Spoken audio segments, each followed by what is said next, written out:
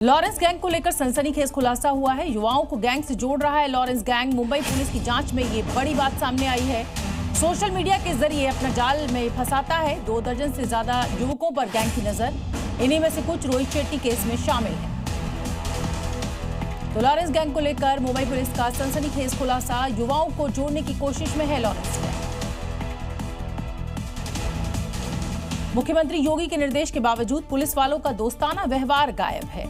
आम लोग ही नहीं, वीवीआईपी भी इससे नाराज नजर आ रहे हैं, लेकिन थाने में बैठे दारोगा जी को इससे कोई फर्क नहीं पड़ता। पुलिस के इस व्यवहार का मामला नेता प्रतिपक्ष ने सदन में उठाया है। विधानसभा में खाके की इसी दबंगई का मुद्दा नेता प्रतिपक्ष माता प्रसाद पांडे ने उठाया। वो कम से कम टेलीफोन तो उठा लिया करें। हम लोग खुद टेलीफोन करते हैं तो थानेदार तो कभी उठाता ही नहीं। एसपी अगर कभी सुन भी ले तो थानेदार को फुर्सत ही नहीं टेलीफोन उठाने के। नेता प्रतिपक्ष अपनी आप बीती सुना रहे थे तो बगल में बैठे शिवपाल यादव भी इस पर मौन सहमति दे रहे थे। माता प्रसाद पांडे सिर्फ शिकायत ही नहीं करते रहे, पुलिस को निर्देश देने की गुहार भी लगाने लगे। अगर पीठ से निर्देश देते हैं तो व्यवस्थापिका के माध्यम से कार्यपालिका को भी इस बात को मानना चाहिए। वैसे नेता प्रतिपक्ष इस दौरान ये बताना भूल गए कि सपा के कार्यकाल में पुलिस वालों का क्या रवैया होता था। उत्तर प्रदेश में रेपिस्ट हो या माफिया, बुलडोजर इंसाफ करने पहुंच ही जाता है, क्योंकि यूपी में अवैध तरीके से बनाए गए अपराधियों की संपत्ति को जमींदोज कर पीड़ितों को न्याय दिया जाता है। और ऐसा ही कुछ एक बार फिर देखने को मिला है।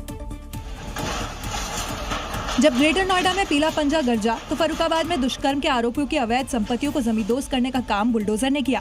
फर्रुखाबाद में कोचिंग संचालकों ने युवती के साथ दुष्कर्म किया था। आरोपी सलमान, शिबू और एनएस ने युवती को झांसा देकर वारदात को अंजाम दिया था, जिसके बाद पुलिस ने आरोपियों के अवैध निर्माण पर बुलडोजर चलाया। पुलिस और प्रशासन की मौजूदगी में हुए इस एक्शन से मैसेज दे दिया गया कि अंजाम क्या होता है।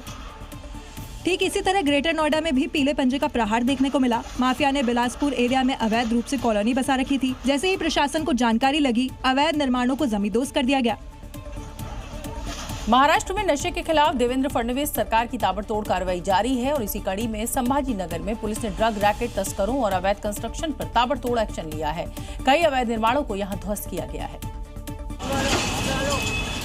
दरअसल इलाके में 60 अपराधियों की लिस्ट नगर पालिका को भेजी गई है। वेरिफिकेशन के बाद 8 दिनों के अंदर पुलिस ने चिन्हित कर अवैध कंस्ट्रक्शन को बुलडोजर की मदद से ध्वस्त कर दिया।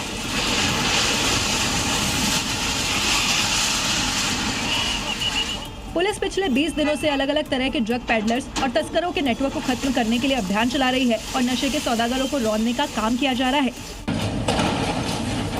ऐसी ही कार्रवाई जयपुर में भी देखने को मिली, जहां ड्रग्स तस्कर का अवैध मकान ध्वस्त कर दिया गया। ये मकान करीब 40 करोड़ की सरकारी जमीन के 6 बीघा में बना था।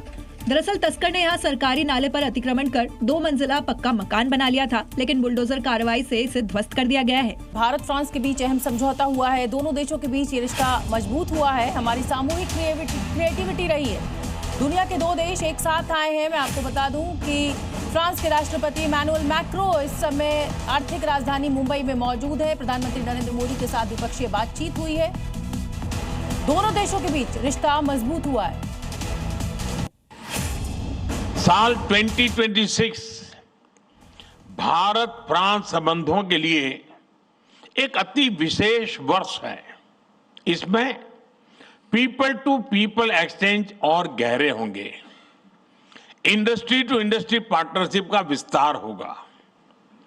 आज हम जैसे भारत में जुटे हैं, उसी तरह जून 2026 में फ्रांस में भारत इनोवेट्स 2026 के तहत हम भारत के बेहतरीन टेक स्टार्टअप दुनिया के सामने रखेंगे। देश में आवारा कुत्तों के हमलों की घटना जो है वो लगातार बढ़ती जा रही है। सुप्रीम कोर्ट की गाइडलाइंस के बावजूद प्रशासनिक लापरवाही की वजह से इलाकों में आवारा कुत्तों की दहशत कम होने का नाम नहीं ले रही। राजस्थान से एक ऐसी खौफनाक तस्वीर सामने आई है, जहां श्रीगंगानगर में एक महिला अपने रिश्तेदारों के घर उनसे मिलने आई थी। घर के बाहर आवारा कुत्ते सो रहे थे। इस बीच जैसे ही महिला घर का गेट खोलने के लिए आगे बढ़ती है तो पैर फिसलने की वजह से लड़खड़ा गई। इस बीच वहां सोए कुत्ते चौंक कर उठे और महिला पर हमला कर दिया। इस दौरान पीछे से आए एक कुत्ते के खींचने की वजह से महिला गिर गई और 3 कुत्ते उन पर हमला करते रहे। इस बीच 2 और कुत्ते आ गए और महिला के हाथ पर नोच लिया। महिला के चिल्लाने की आवाज सुनकर वहां एक स्कूटी सवार पहुंचा। इतने में महिला के रिश्तेदार घर से बाहर आ गए। इस दौरान वहां मौजूद कुत्ते भाग गए। आवारा कुत्तों के हमले से महिला बुरी तरीके से जख्मी हो गई। वहीं हादसे के बाद महिला का अस्पताल में इलाज करवाया गया। दरअसल इलाके में लगातार आवारा कुत्तों का आतंक बढ़ता जा रहा है। हर रोज कुत्तों से हमले से परेशान है लोग। रील बनाने के लिए युवा अपनी जान को खतरे में डाल रहे हैं। बिहार के भागलपुर से एक ऐसा ही वीडियो सामने आया है जिसमें साफ देखा जा सकता है कि सोशल मीडिया का नशा कितना भारी पड़ गया। रिपोर्ट देखिए। ये तस्वीरें देखिए जहां 4 लेन हाईवे पर 2 युवक तेज रफ्तार बाइक पर खतरनाक स्टंट करते नजर आए। एक युवक बाइक का अगला पहिया उठाकर व्हीली कर रहा था तो दूसरा चलती बाइक पर खड़ा होकर रील बना रहा था। हैरानी की बात यह है कि ये कोई सुनसान सड़क नहीं बल्कि ट्रैफिक से भरा व्यस्त हाईवे था। ये खबर जब जी न्यूज ने दिखाई तो एसपी ने तुरंत इन स्टंटबाजों का इलाज कर दिया। दोनों बाइकों पर 28,000 रुपए का जुर्माना लगाया गया, जिसमें अपाचे बाइक पर 13,000 रुपए और R15 पर 15,000 का जुर्माना लगाया गया। साथ ही पुलिस ने दोनों युवकों को कड़ी चेतावनी भी दी कि सड़क स्टंट के लिए नहीं, सुरक्षित सफर के लिए होती है।